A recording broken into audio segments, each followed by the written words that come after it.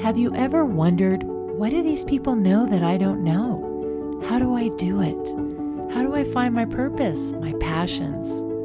What if you could sit down with some of the wisest experts, everyday leaders, and inspirational people who could answer your deepest questions? That is what we do here on the Inspirational Living Podcast.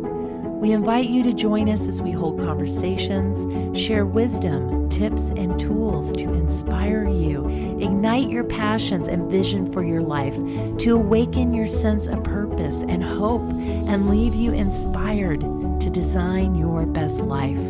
Join me, your host, psychologist Dr. Shawn Horn, as we take you on an inspirational, motivational, and educational journey so you can inspire by living an inspired life. Today, I am having a conversation with my friend Eli Weinstein to talk about the state of manhood today in modern society. When Eli and I got together, we exchanged all our ideas for this discussion today, but we didn't even touch on any of the ideas that we had planned to talk about. We were going to talk about the man box theory, toxic masculinity, what that is, what it's not, why it's so triggering to many as they hear that term, about emotional intelligence in men and mental health and all these things. But instead, we had a very rich conversation about gender differences. Are they gender differences, people differences, how we experience the differences with male clients and female clients, and all in between? It is just an amazing conversation. I'm excited to bring this to you today, and I just want you to know that I am officially making Eli resident expert on this topic. He is so wonderful to talk to, and Eli is such a wealth of information. So let me share a little bit about Eli with you. Eli is a social worker therapist who has worked in a whole bunch of different settings, including psych hospitals, intense outpatient clinics, and currently he works in a community clinic in Queens. He created ELIvation, it's a play on his name, ELIvation, I thought that was so clever, to fill a need to help those in struggling times and add some extra inspiration and motivation into everyday life. Eli has been featured on Kelly Clarkson show, IVF Warrior, Fruitful, Breaking Taboo, and on multiple podcasts ranging from parenting, relationships, mental health, infertility, and more. His main goal is to help people on their journey to add support, care, empathy, expertise, and insight.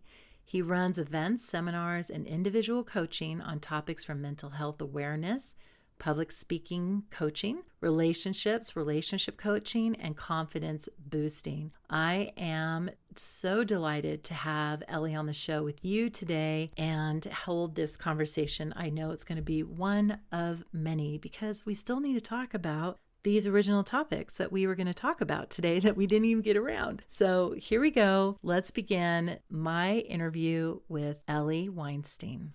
2 years ago, I was at this women's conference and all these people, women there, said, I wish men had an opportunity to do this. We need to have this for the men in our lives. From that point on, I was studying attachment theory and looking at how to create a secure attachment. And as I was reading a book by Sue Johnson, who's a leader in emotionally focused couples therapy, she said, if you have a secure attachment style, you're comfortable being independent, but you're also comfortable being dependent. Mm-hmm. And in that very moment, it hit me that my whole life, this mantra that I will depend on no one, I will be this strong woman, watch me roar, Wonder Woman, here I come, right? And that was a position of a defense mechanism, that was the fruits of an avoidant attachment style that was telling me that it is not safe to depend on a man. I need to be fiercely independent. And most women I know will say that every man they've ever known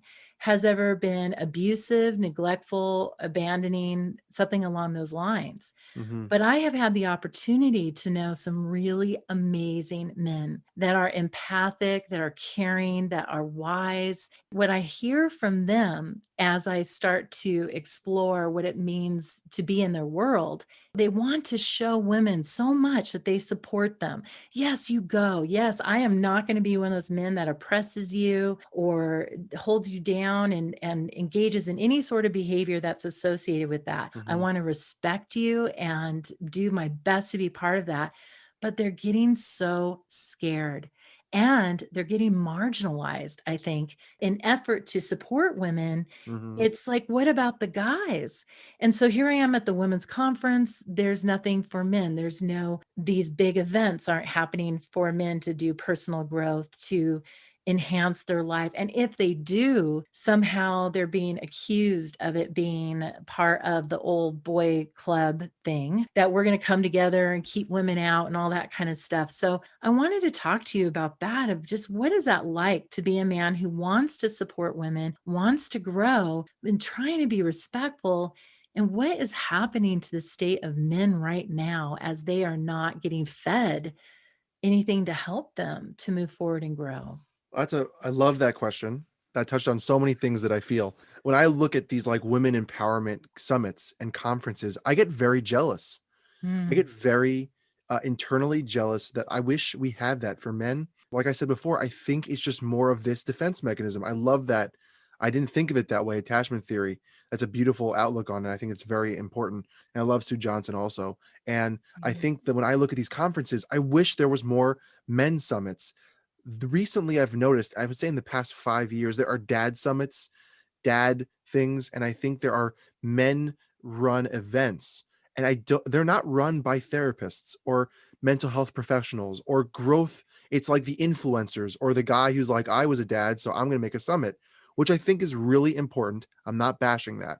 But Mhm, regarding the professionalism that is out there for women in those summits and conferences is unbelievable and amazing for the women in this world. And I feel mhm, it's very lacking in the men world. And you're right, it is hard. I think there was a very interesting thing happened recently in the past couple of years. Frozen 2 came out.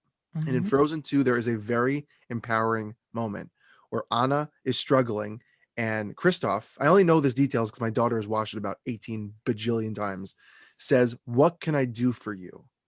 And there was a very clear moment that Disney changed the narrative, that the women didn't need the hero, but needed someone to support them, to be the mm. hero themselves.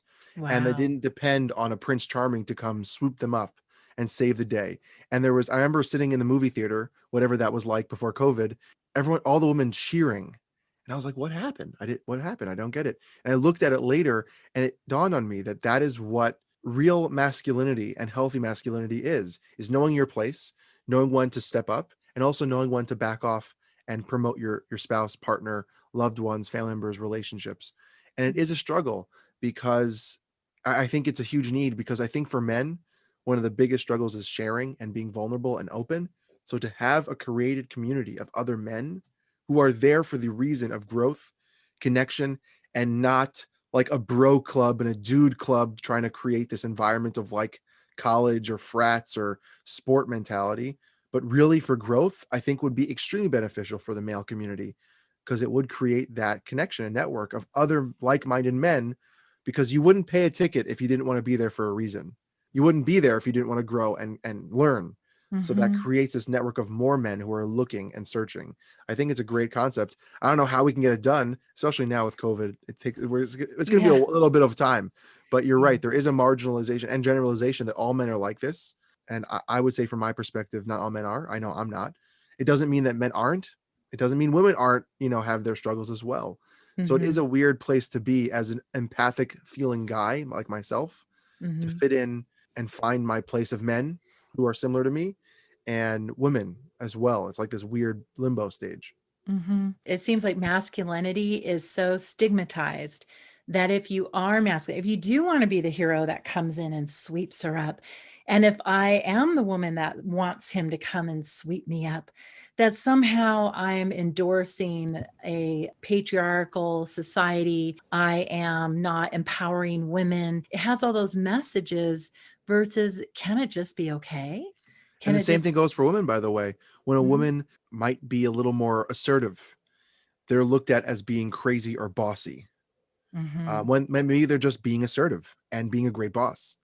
But yes. and there's always a dual side of the sword for each gender. But I think in this generation, after the Me Too movement and all the really shedding light on people like Harvey Weinstein, who I'm not related to, I know we have the last same name, and even recently the owner of the GM for the Mets and other powerful men showing the dark side of masculinity and Mhm. what that energy can create and the sickness or perversion that can happen. It kind of creates this box that if you show up in a certain way, you're either associating with that, you're either promoting that, you're either okay with that, even though you don't even touch close to anything near that, but fall into that big vague box of masculinity. Could be a really unhealthy thing for people to see, and then it creates men's fear of stepping up or being there or being more than what they are being forced to be in now, which is a hard place to be.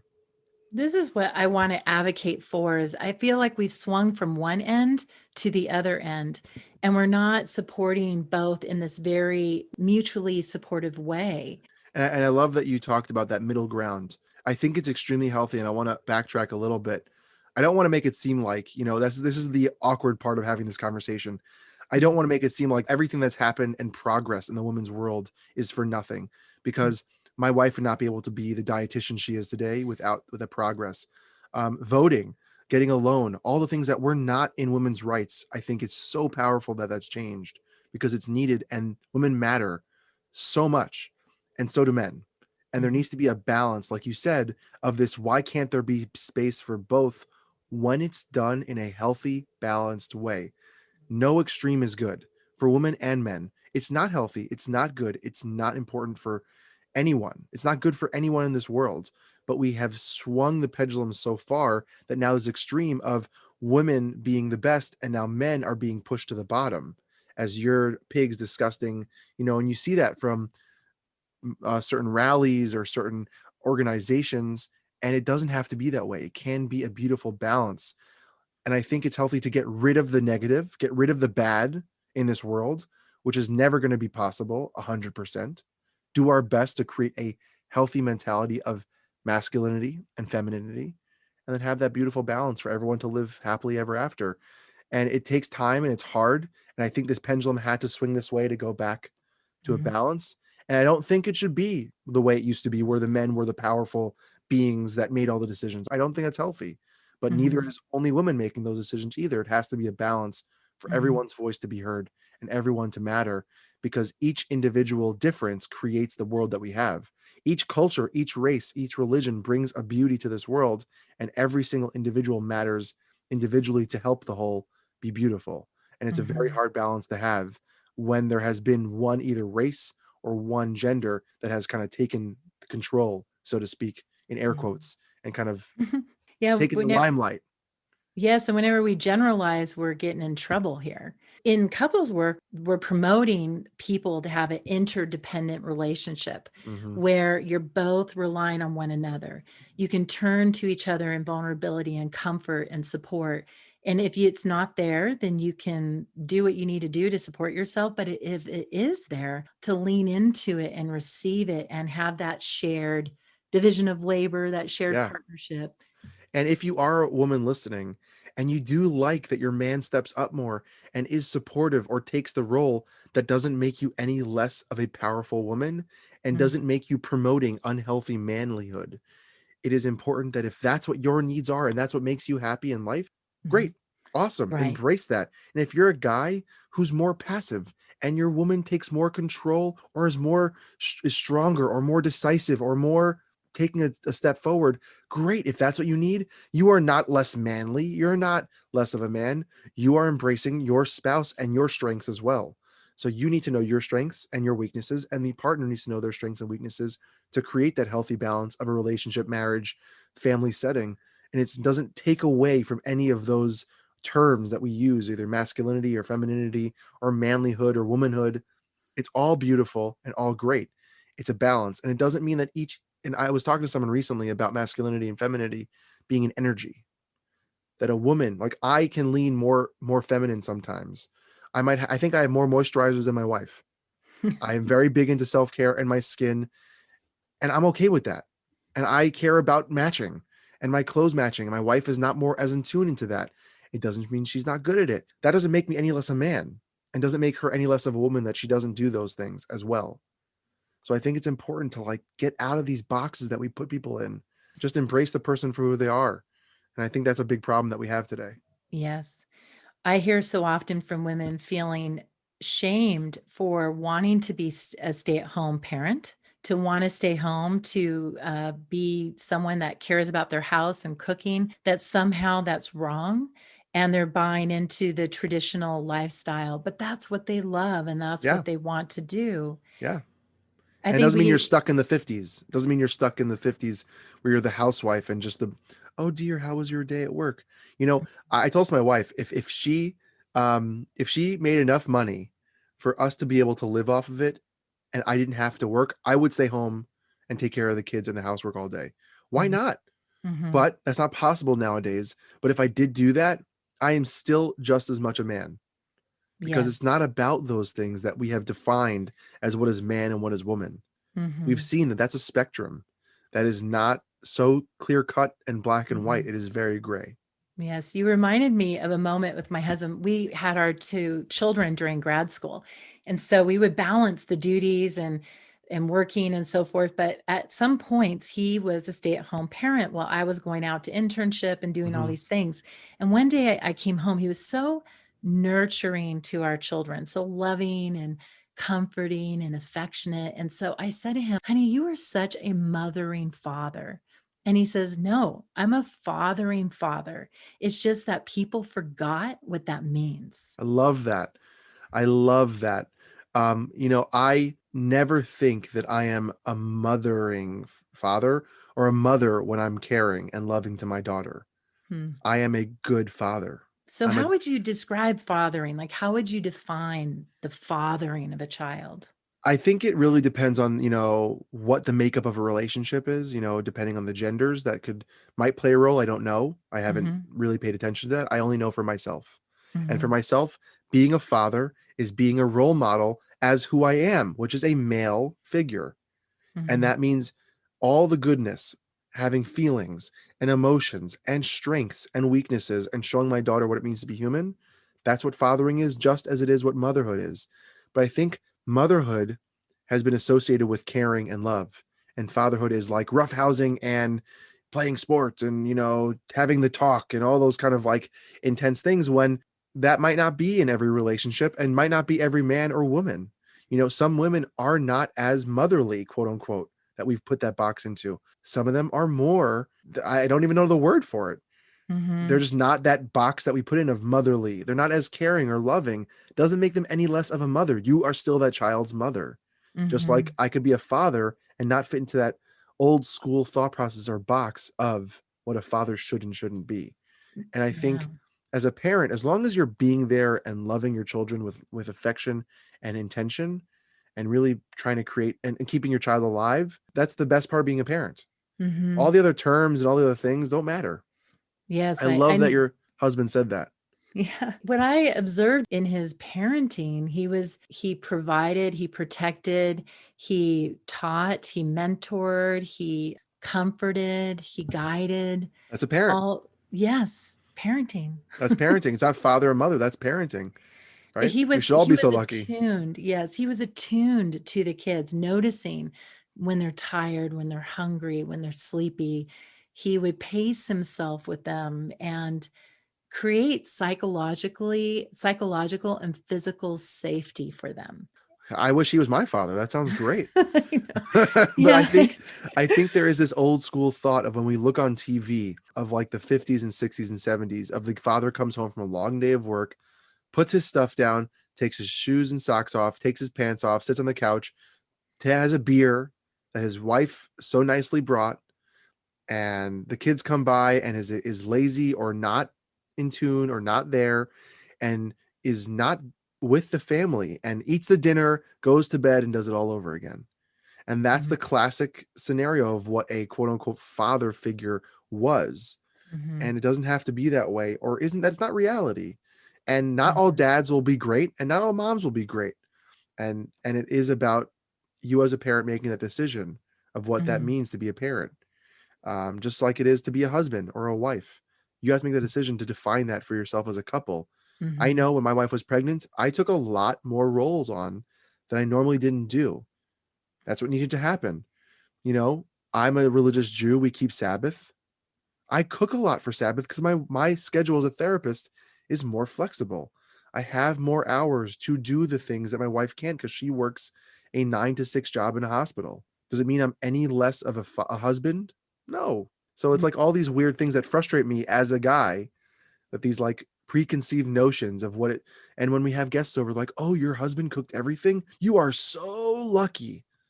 My husband doesn't. Can you get your husband to teach my husband how to do things?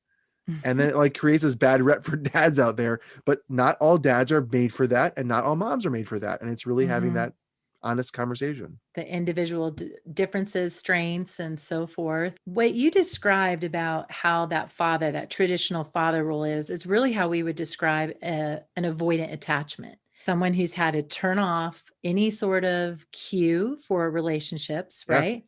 To attend to them. And so they create this leave me alone, let me be by myself, had a long day. long day. A long day. What Don't was bother, daddy. Yeah, what was so interesting to me, I had the opportunity to study with John and Julie Gottman in their The work best. in person. It was actually quite amazing. And I'll never forget John saying that all of the gender information about the gender differences, men are from Mm-hmm. Mars, women are from Venus, all stuff, research has debunked. Yep. And what they discovered is that men and male children actually demonstrated a higher level of emotional tenderness, Mm-hmm. emotional expression, and that this idea that they aren't emotional is not accurate. It's conditioned out of them growing Yes. up, right? And if you can't be emotional, you can't cue for that, then yes, someone's going to get an avoidant attachment. They're going to Yep. learn I can't turn to anyone for my needs. And Mm-hmm. what are your thoughts on that? It really reminds me as a kid growing up, um, and the idea of bullying as a way, like a power struggle, and it always was around manliness or manlyhood. Like, oh, you're gay, you're more feminine because you don't play sports, or you're more feminine because you cried, you had emotion, or the joke is like, oh, how do you look at your nails? If you look at it this way or that, I'm doing the hand motions differently. All these stupid things are tests that other dudes or guys that I knew, and it's not just me. I've talked to plenty of people that this happened to that are men. It's just stupidity, because in the end, okay, so someone doesn't play sports, big deal, but we are conditioned as boys to not feel that emotions are weakness, and that if you are weak, you're going to be made fun of, picked on, pointed out, laughed at. So then why would you ever show that emotion again? You are being told and taught and conditioned to not share emotion and suck it in. And if you suck it in, you can have friends, you can be cool, you can get accepted. And acceptance, I know your big thing is shame, right? Mm-hmm. Mm-hmm. Being accepted is such an integral part of our human society. Just to be part of the party, or to be looked at or noticed for that one small moment, could make someone's year, or high school or middle school or college time. So Mm-hmm. to find ways to just be seen and accepted and not be noticed in the negative way could totally change your behaviors. So Mm-hmm. it is a struggle. And then you look at men, and usually boys play sports, not that they have to, but a lot of boys do. And then on the sports field, you get injured, walk it off, deal with it. You get hit hard on football, suck it up, man up. You get, in basketball, you take a hard foul, get up and keep going. You don't like take notice and are self-aware to your needs and what you have to do to be okay. Mm-hmm. Because if you do that, you get taken off the field. Mm-hmm. Sorry, there's someone else who's going to do it better than you. So it's this constant reminder of like keeping things in, hiding things in, push it deep down, don't let people see. And that is a very unhealthy thing, which then creates the unhealthy masculinity that we are trying to avoid, or we are talking about a lot. Recent information on polyvagal theory and our nervous system and trauma. One of the things I've learned is that emotions have a life cycle. They have a beginning, a middle, and an end. So it's like eating. You ingest it, you digest it, and you excrete it. And so what they say is that anytime your nervous system gets jarred, and you're not given the room and space you need to regulate yourself to bring it down to a calm state, that creates a trauma response. And one of the examples they gave is sports, and said those moments you're tackled, you're knocked to the ground, and then it's come on, get back up and go. They're ingesting, they're digesting, but there's no excreting of what just happened in their nervous system. And that excreting being able to process it, like shake it out or run. I suppose running after injury could be helpful or Or just something. taking a seat and relaxing, or just like a breather. I love sports. I'm a big sports person. I love sports, and watching football and seeing how hard they get hit. I always think to myself, how do they get up after that? Like if I got hit that hard by a 200 something man Yeah. running 15 to 20 miles an hour at me, full speed with no care for my life, I it's like getting hit by a car. And they get up and keep going week after week, no time to process. And I love that you said that idea. I'm sure you know this, but Dr. David Burns, who wrote Feel Good Therapy, in his book When Panic Attacks, talks about an emotional aspect of panic attacks and anxiety, and talks about this metaphor, or maybe I created the metaphor connected to this. I don't know. We'll just say it's Dr. Burns. Okay. And about when someone asks you to clean your room. Someone asks you to clean your room, you clean it. You put things away, you put them in the right place, and your room is really clean. But if someone asks you to clean your room and you're like Monica from Friends and shove everything into one closet, or you hide it underneath the bed or under the rug, your room looks clean, but really it's not. And that's what happens with emotion. When we have negative or traumatic emotions, if we hide them or don't clean up, don't process them, don't excrete them, it piles up. And Mm. one day, someone checks your room and opens up that door and the floodgates open, or you don't know the effects it can have, which he believes from an emotional standpoint. His emotional theory is one of the causes of panic attacks, is that Mm. anxiety built up, never being processed. And then one little thing just opens that closet and all the dirty laundry comes out. Mhm. So I think it's important that when you have emotions, for anyone, men or women, you need to process it, because it can have really big effects on you Mhm. physically and mentally. It's not worth it. Mhm. And you brought up that the shaming that occurs with men and their emotions. And I say shame is a social trauma. It is imperative for our survival that we belong, that we're connected, that we are part of a tribe, a group, or else we're in danger. Yeah. And so if men learn the message that emotions are vulnerable and vulnerability is dangerous, they come up with their own culture, I would say, their own rules around that. And I have this little theory, I call it the man's laws and the woman's rules. In the men's laws, they have, and correct me if I'm wrong, but they have this belief that if I'm upset, it's not your business unless I make it your business. But in a woman's rules are, if you care about me, you'll be all up in my business. We have this, don't get in my business, get all up in my business. And so you get this lost in translation thing. And what I find is that when a man is upset, instead of going to his friend and saying, I'm mad, he'll go quiet for a while. And then he'll show up and he'll say, hey, let's go do this thing. You want to go golfing? You want to go see this movie? Translates to mean, hey, I'm not mad at you anymore. I worked it out. I'm cool. I forgave you. So when the guy says, yeah, let's go do golf, he's like, oh, I'm so glad you forgave me and it's over with. But for a woman, if the guy goes away, she gets mad, she retreats, which is come and get in my Talk to me. business if you love me, right? And from his man's laws, I'm going to love you and respect you. I'm going to give you Give your you your space. space. And so then he waits it out, but he can't wait that long. So finally he'll come in and say, hey, you want to go see a movie? And that's his peace pipe, right? He's passing on. And she's like, what? How can you just expect me to go see a movie and that kind of thing, right?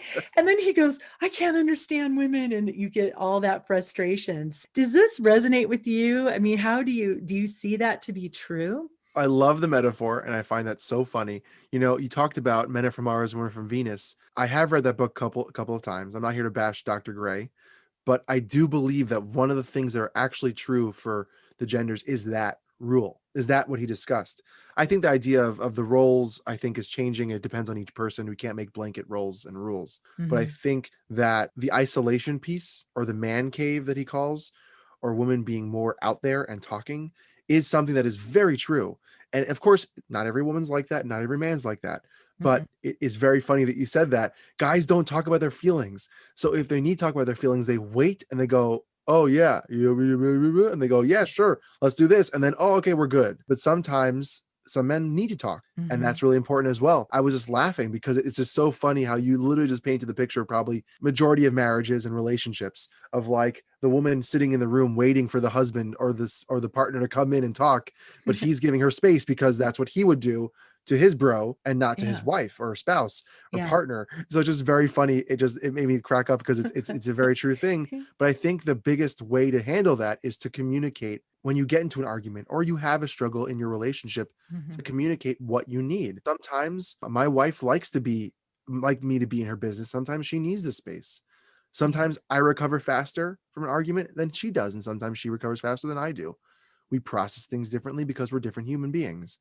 So Mm-hmm. to have that conversation, instead of expecting someone to read your mind, know what you're dealing with, or think you know what the other person's needs are, talk it out. So after an argument, when things don't go the way as you expected, say, hey, here's what I needed X, Y, and Z from you next time to make this work. And what do you need from me? Because then it won't happen again. Or it Yeah. might happen again because we make mistakes, but at least we know, so that we don't have to read each other's minds. One of the biggest things I told my wife when we were dating, one of the things I love about her is that she's very upfront. She tells me how it is, she tells me what she needs, and there's no guessing games, because that just causes arguments. I didn't know you wanted this. I thought you were going to do this. Why didn't you do that? But when we communicate, because we are different beings, when we communicate to each other to let each other know what we need, a lot of the problems will go away because I know what you need and you know what I need, and we'll Mm-hmm. make it work. And I find so often people make the mistake in assuming that what it means to them is the same as it means to you. So I call that personal culture. That if my personal culture is if I go retreat and you don't come, if I don't come, that means I don't care about how you feel. So clearly that's how you are feeling. Yeah. And one of the things that people get so mad about is when they feel they're being accused of having an intention or a thought or an act that they are not guilty of. They're not even aware. Sometimes And they don't then even know. they don't even know. And the person goes, yes, you are. Yes, you do this thing. And they get so mad, like, no, but we convince ourselves because that's our truth. And so we can't even imagine that it wouldn't be that true for you. I'll tell you one thing I've noticed that people cannot even imagine. And you have to tell me if you see this to be true or not. But I learned in Japan, they have a saying called mushing. And mushing is to be able to be with no thought, to just sit and think of nothing. A woman's mind typically is constantly dialoguing, constantly, and they don't mush, but men can mush. And so you see this happen in a car. They're driving, guy's driving, and he's mushing. He's literally thinking of nothing. Her mind is playing out every conversation they need to have on this trip, everything that they're thinking, right? So she turns around and goes, so what are you thinking? Because he's quiet. And if she was quiet, that means she doesn't want to say something to him or she's thinking about something, right? So he turns around and goes, nothing. And then she gets mad because then she thinks, you're not telling me the truth. You're not telling me what you're thinking because I know you're thinking, so I'm not thinking. Yes, you are. No, I'm not. And then they start arguing because she cannot imagine for 1 second that you are actually having no thought. I, Have you I would seen that? say that I think in my marriage, the roles reversed.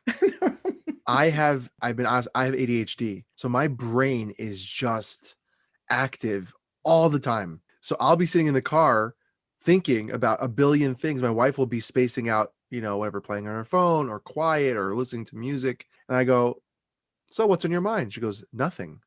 I go, really?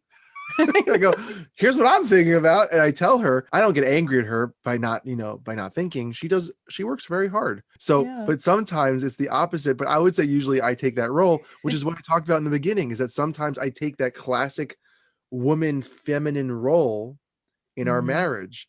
and that's okay. And it's just funny that you brought that up, because I'm sitting there, and my wife does sometimes do that. I think when certain things are on TV or certain things are going on in life, blank stare, no thoughts, nothing. I think in general, you're right that mushing, I love that term, Yeah, I know. is very true for a lot of Yes. men, and not for a lot of women.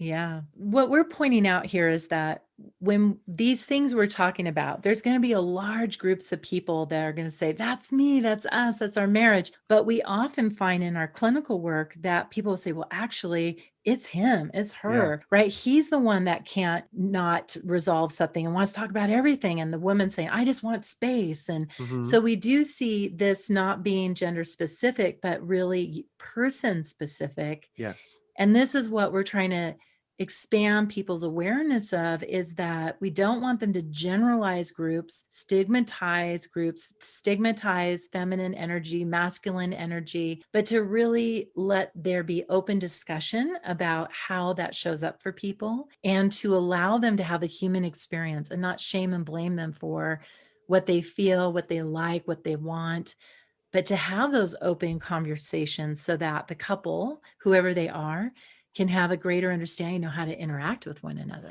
I love that you put it, human interaction, human conversations, because in the end, that's all we are. That's all Mm-hmm. we are. Doesn't matter gender, race. It doesn't matter where you come from. You are a human. Mm-hmm. So to make space for the human, to make space for that person, should be devoid of all those things.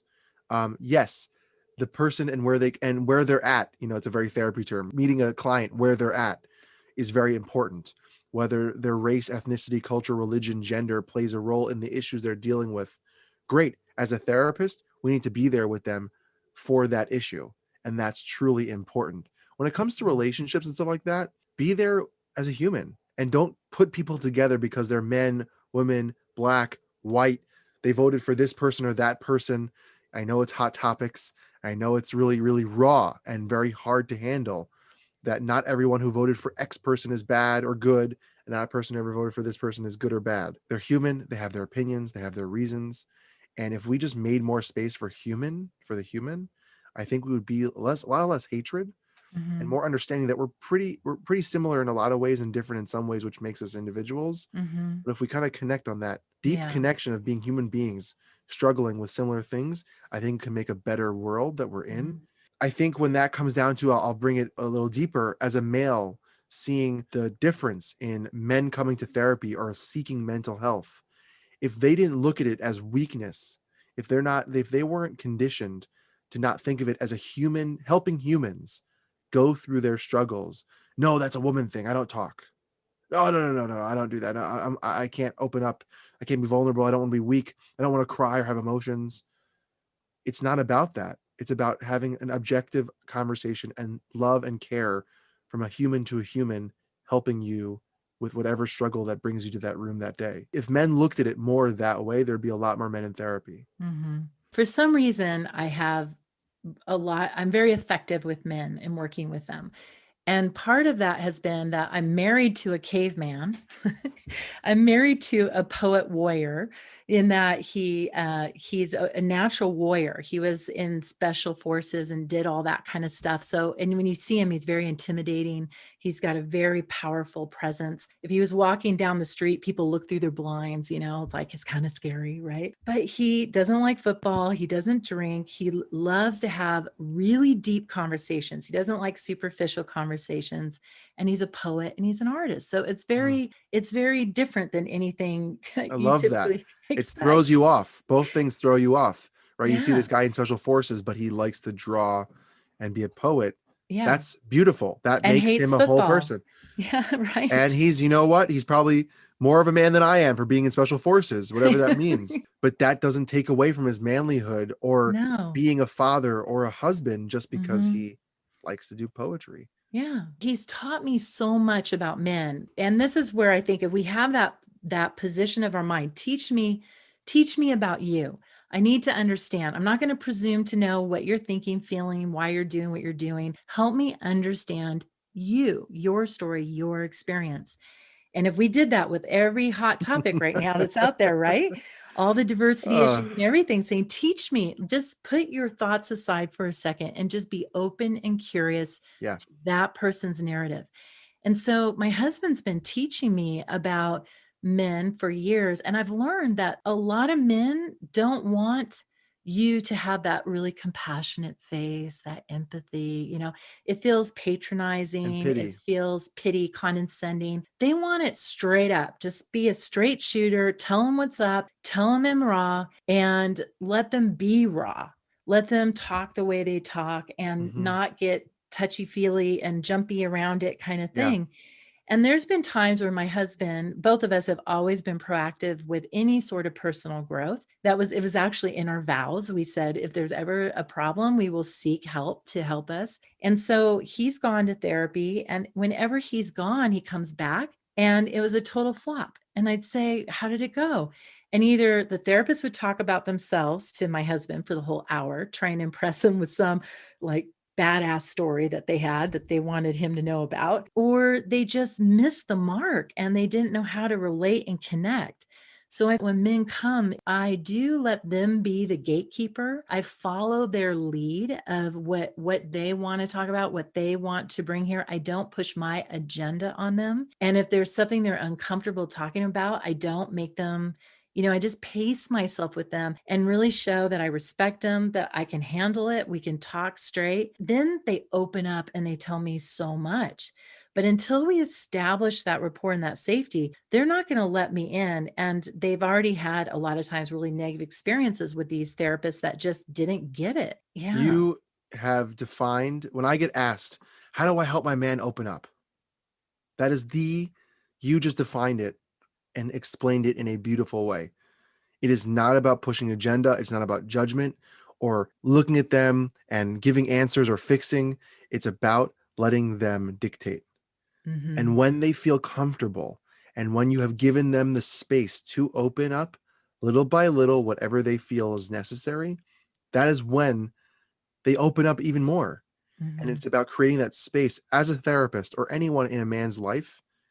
It is not about forcing or pushing the conversation. Talk about it. Talk about it. You're just going to shut them down. The walls will Mm-hmm. go up. You will not get past it. They need to be the gatekeepers. Mm-hmm. And I think that is more of a natural male thing than women. Women are more open to just talking, which is beautiful and great. It also shows the greatness of you as a therapist to be able to put your agenda aside. I know as a therapist, sometimes we're like, oh no, we have to work on X, Y, and Z. Your diagnosis is this, and we have to help you. Then came for X, Y, and Z reason. Go into like what theories you know and all those kind of things and how to help. But sometimes it's really about sitting with them to let them dictate that journey.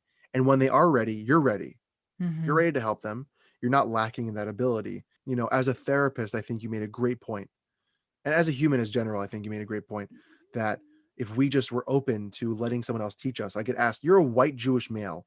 How do you work with X, Y, and Z person? How do you Mm-hmm. work with someone who has 15 kids and you only have one? It was, how do you work with a married person? You're not married yet. How do you work with a kid without a kid? You don't have a kid yet. All those questions that I get asked, the same answer I give all the time is, I am not here to be an expert in anyone. I can't know you. And even if you were a Jewish male, white Jewish male, I still wouldn't know you. You bring your own energy. Teach me about you. I'm here to help you. I need to learn about you. So educate me. Help me learn so that I can help you with what I know as a therapist. I don't know you yet, and hopefully I will, but I won't know you and won't be able to help you if you don't let me in. I Mm-hmm. think it's a very human thing that we need to do. Recently I've been really getting on this kick of learning more about racism and reading like White Fragility and all the big books that came out recently. And I love this guy, Emmanuel Acho, who wrote the book Uncomfortable Conversations with a Black Man, because I think as a human, we need to educate ourselves on the other people that we don't know. I hate Mm-hmm. using that word, the other, that sounds bad, but someone who's not like us. And I Which is think it's, everyone. which is everyone, But I mean, it's specifically everyone. So people that have learn. different paths and Exactly. mhm, And different backgrounds. I love learning about different religions and different cultures and different races because mhm, that makes me educated a little bit. So when someone comes into my office, I don't know them fully, but I might understand just a little bit. And when they educate me even more, I have more backing behind me. I understand a little bit more. And we need to have that perspective. And that goes for our relationships. You can mhm, be married for I don't know how many years, and someone can still educate you on what they need mhm. and how they need it. Yeah. Don't assume. It Learn, almost learn, gets learn. worse, as you're married longer, you start to believe your theories about the other person Are even more. 100%. Yeah. Oh, my wife and I are almost married 6 years. There are things that change. We have Mhm, one kid now. If we have multiple kids in the future, which I hope, that's going to change the dynamics of what we need and how we need it. It's not, mhm, we're not defined by the one small moment that is either a fault, a success, a pro, a con. It doesn't make the entirety and doesn't last with us for the entire marriage. It's not written in stone. So it's about being mhm, flexible to be open to learning and readjusting your thought process of the person across from you so that mhm, you have a healthier, long lasting relationship. Because if you're stuck as the person that you were when you were first married, 20, mm, 30 years down the line, they're not going to be the same person, but you're mhm, looking at them as the same way. It's like mhm. parents who look at their kids when they're babies, but they're in their 30s and still they're still treating them like they're in high school. Like that's Right. stuck. That's a stuck mentality of looking at them in a time capsule of like a snapshot of where they are right now versus Mhm. where they were versus where they are now. My belief is in the first 5 years of the marriage, you're developing the attachment style. We know that, right? Are we going to have between partners a secure attachment? You're forming your sense of safety in that relationship. First 10 years, you're forming the attachment, and then you're also creating beliefs about each other. You're developing beliefs, you're developing the seeds that you're going to plant in your heart about who that person is. Then, between 10 and 20 years, they're now gathering their evidence that their beliefs are true. And Case then, file. yeah, and then from 20 on, now I'm sentencing you. We're in Yeah. court and I'm convicting you. Yeah. And anytime someone says, that's not me, no, I know you. This is who you are, Been right? doing this for 30 years. Yeah. And that's where we get in a crisis at that 20-year mark, 20 to 25, because the things that we've been building up really hit an all-time high. And we Mm, start to make decisions of, is it worth it? Do I really want to still be married to yeah. this person? Why am I here? All those kinds of things, which are really hard. I was going to ask you, do you think that as an expert, do you feel you have a different perspective or ability to have this perspective when it comes to your relationship and your parenting? Do you think that gives you like a different edge? I know we're talking therapist to therapist. Does that Mhm. kind of give you a different maybe outlook than maybe the regular person? The strangest thing happened to me that in my work, I specialize in treating borderline personality disorder and doing DBT in my private practice. And with that comes a lot of relational conflict. And so I started to think, I really do need to master this couple stuff if I'm going to be helping them, making sure I'm doing evidence based. And that's when I got into the Gottman Gottman. training and I became a level 3 Gottman therapist. And then I did Sue Johnson. And my marriage, my husband and I, we've been friends for 36 years. We've been married 26 years. And up to the point that I studied Gottman stuff before I did, we were very solid in our relationship. The second I got into specializing in couples work, we had the worst marriage ever. It was like the worst thing I could have ever done is become a couple specialist. Yeah. Because now I was seeing everything through that lens. I was like, you're using the 4 horsemen. That was defensive. You're supposed to do this, right?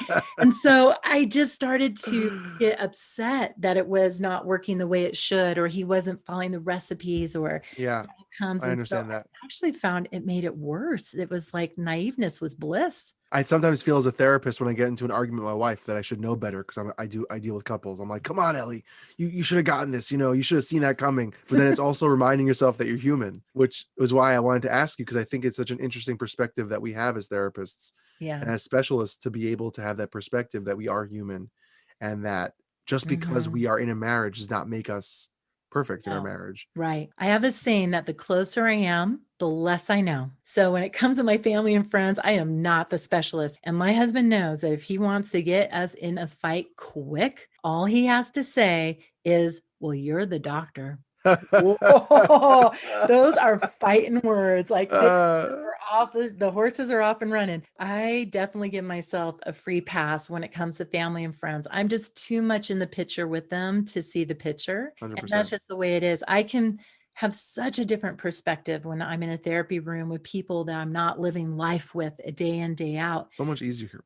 Yeah. It's so It's, much easier to keep your cool and yeah. perspective and keep your emotions in check. When the therapy's off and you take the hat off, it's like no holds bar. Yeah, you're not sharing a story with them that has all these triggers and activators with it Yeah. and things. I do want to touch on a point though, which has to do with respect, Because I find that this is another cultural difference. Often I find in working with men and women is that how women perceive respect and how men perceive respect has been very different. Men are very tuned in to tone of voice and whether you gave them permission to get into their business or not, versus women, they might show respect of how they will take care of their belongings. Or, a man, it would be very disrespectful if you tell other people his private matters or embarrassing stories, where a woman thinks, Hmm. "Oh, it doesn't matter. Why are you upset about that?" Right? I find in therapy that one way I show respect to male clients is to show confidence that they are fully capable of thinking for themselves. Yeah. I talk about this a lot. One of the biggest things for me as a male in a relationship is respect. To be looked at with respect, to be treated with respect, to be spoken to with respect, to be paid attention to with respect. That I have your attention, that when you were talking, you're there. You're paying attention, you're not distracted. And I think for a lot of guys, respect is key. And Mhm. it sounds like obnoxious, like I deserve respect. No, it's that they want to be noticed. They want to be a part and be Mhm. seen. The word is respect. The word is use Mhm. respect, but it's not about that. But the operational definition's so different, Yeah. because when you say all those things, I can imagine that, okay, I'm with you, I'm listening because I'm on my phone, but I'm listening to you. So I may not know that respect is measured by my eye contact, by not having a distracted mind while I'm Hmm. listening, Exactly. See my tone body of voice. language. Exactly. And then if you have to repeat yourself, that gets very frustrating. And I think respect can be shown in different ways. Being paid attention to needs and wants, Mhm. and listening to, let's say, if your favorite food or something that is small detailed, noticing those things can really show a lot of respect. Mhm. Respecting space and time. A lot of women can say, "I respect you, and I'm mad, so I'm yelling at you right now, but I respect you." Yeah. Or a man, "If you're yelling at me, you're not respecting me." Nope. Right? Very true. But I also think that that goes the other way as well. As a man, if I'm yelling at my wife, or I'm screaming, it could be that I don't respect her. Love her. That's the key word for women, right? So with a Oh, you man, don't it's love? Yeah, sorry. respect. From her perspective, it is I don't love you. Don't love me. From a Yes. guy, it's you don't respect me. Yes, Mhm. 100%. And he's like, "I love you, but I'm mad and I'm yelling." Yeah. She's like, But well, if you love me, you wouldn't yell at me. And then if she does it, it goes, well, you don't respect me. It goes, but I Mhm, love you. It goes, but you don't mhm, respect me. And it is this word that really is about being in the conversation, being there, being connected, being noticed, being seen. And that is something that comes in many shapes and sizes. And again, back to the conversation before, it has to be communicated. Some men need to be seen through their stomach.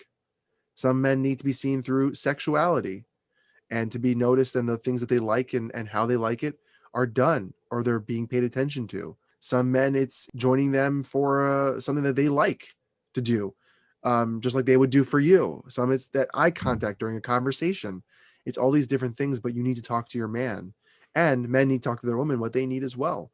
Those mhm, languages that we use and how we show that love or respect to our mhm. partner. The big takeaway from this is to encourage people to ask their partner, "What does that mean to you? When you say respect, what does that mean? What does it look like? How would you see Hmm. it? How would you experience it?" How'd you do Because it? there is differences in definition, and we Yeah. just assume that we're using the same language, so clearly we know what that means, but really we don't. And I think that's what the 5 love languages offers that's so helpful about it, is that understanding that how you experience love may be different than how I experience love. So how I'm going to give it is going to come from my love language. How you're going to give it's coming from yours, and it could be a different language. Yeah. And that is true for just about everything we just talked about. Also, to add onto that of what we're talking about, is that not to assume based on the gender. Just because someone's a man or a woman, identifies as a man or woman, does not mean or can assume that that is for every single person like that. And that the more we generalize, the more in trouble we get, because Mhm, we need to individualize it more and talk to that person who is in front of you, who mhm. is that person, and treat them like a human. Ask them questions, learn about them, so that you can educate yourself and help and be and work together in a beautiful way. Yes. I really want to advocate that we're not shaming and stigmatizing our genders our feminine energy, masculine energy, that Nope. if we are drawn to something, whether you want to stay at home, you want to work, you want to, whatever it is, that you don't feel guilty, that you're guilty by association, or that means something about you Yes. because you want to be home with the kids. Be It doesn't you mean, no matter what. right. That's right. No matter You what know, box other people think you're in, be yourself and embrace that. I remember when my kids were little, I was all about not doing the gender thing, like just Yeah. letting them be them. And I thought, I'm going to have neutral toys. My kids still gravitated towards the gender specific Yep. toys. My son, who I didn't get him a gun, he was making guns out of branches. I don't even know where he learned about guns. School. Right. And I School and have to, camp. you can't sometimes get it out of them. I'm 6'1". A lot of people don't know that. So I've always been the girl who, when I'm out in the girl retreats, they go, oh, there's a spider, go kill it, Shawn. And I'm killing it, or picking up the big box and things. So a lot of times I feel that I have an expression of masculine energy just because I am the biggest girl out of the group, that sometimes my female friends will treat me in that space. Sometimes it feels like. And so as I have been doing a lot of these videos and recordings and things, I was noticing how feminine my body language was when I wasn't particularly feeling really feminine. Like I was feeling expert. So maybe I felt like I was more in that masculine energy. And I told my husband, I said, I didn't realize how feminine I was. Like I Nope. just, and he's like, oh, honey, you're so much, And it's like, I just didn't even know that, because I was noticing my hand movements. I was noticing just things I did. I didn't realize that I did, that just made it clear that even when I was in my masculine energy, I was oozing femininity that I didn't realize. And And they can both be there at the same time. they can. And I was in preparation for our podcast today. I listened to your podcast, Dude Therapy, and I was listening to the episode when your baby was born. And I laughed so hard when you were talking about being in the room and nobody told you when your baby had its first bowel movement that black goo was going to come out of its butt. That was the scariest moment of my life. I thought my baby was dying. I know, you No said, one warned me. I didn't no even know one what that was. I can't even pronounce the word of what it is. and you said it was black goo, and just the way you said it was such a dude way, right? Like a woman wouldn't say black goo was coming out of her butt, but you were like, oh my gosh, black goo. And I just thought, there it is. It's these moments where that is such a dude way of explaining the baby's first bowel movement. Yeah. And even how I text, my wife can mimic my texts. If I'm driving, she'll go like, hey man, hey dude, what's going on? Like that's how I start my texts with my friends. It's like, hey man, hey bro, like what's, and I'm a pretty, more on the feminine side of how I talk. I'm very emotionally in tune and all those things that are associated with the feminine Mhm. energy, but still I can be a bro at the same time. And that's Yeah. wonderful. And that's the stigma, is that if you're saying, hey, dude, people would think, oh, he's a dude kind of guy. That's, they wouldn't assume that you had all that complexity to who you were as a person and all the diverse expressions of how you show up and interact with people. Yep. So we just need not to have that stigma. And at the same time, it's great to name a podcast. Let's say, for example, Dude Therapy, because people are going to know, like, I can relate to this person. He's I'm saying a dude, dude. I'm a dude dude. who's a Yeah. therapist. Yeah. He's going to get me. Let me check it out. And it doesn't mean it's not for women either.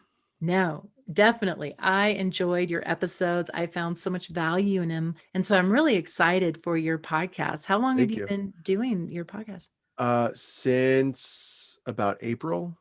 Wow. Yeah. Well done. We're on the second season right now. Good job. Good Thank you. job. Thank you. Well, thank you for coming on today and having this conversation about men and what this means and how we could break the shame and stigma about being a man and what that means and how we could support one another as people and not have it be an either or, but an interdependent interaction where we create safety for each other. We support one another's strengths and weaknesses and so forth, and just really start to have a conversation to bring that into relationship rather than on different sides of the fences. I So love that. thank you so much. Thank you for having me. It's a huge honor. Isn't Eli the best? I absolutely love working with him. To learn more about his work, please go check him out on his social media handles at ELIvation Therapist. He does a play on words, so it's spelled ELIvation. VATION-therapist. You'll find him there on Instagram. You can also listen to his podcast, Dude Therapy, and you'll find his link to his podcast on his Instagram page. You can also go to his website at www.ELIvation.org. Again, that's spelled ELIVATION, and I will have that in the show notes. Thank you for joining us today. I hope this discussion was inspiring and uplifting to your journey. Please remember this podcast is for educational purposes only and is not meant to substitute a relationship with a licensed mental health professional. Also, make sure you rate this show, share with those you know, and send us a shout out. Please message me with any topics you would like me to address or questions you have on social media at Dr. Shawn Horn or on my website. Thank you again, and may you find joy in the journey and be richly blessed.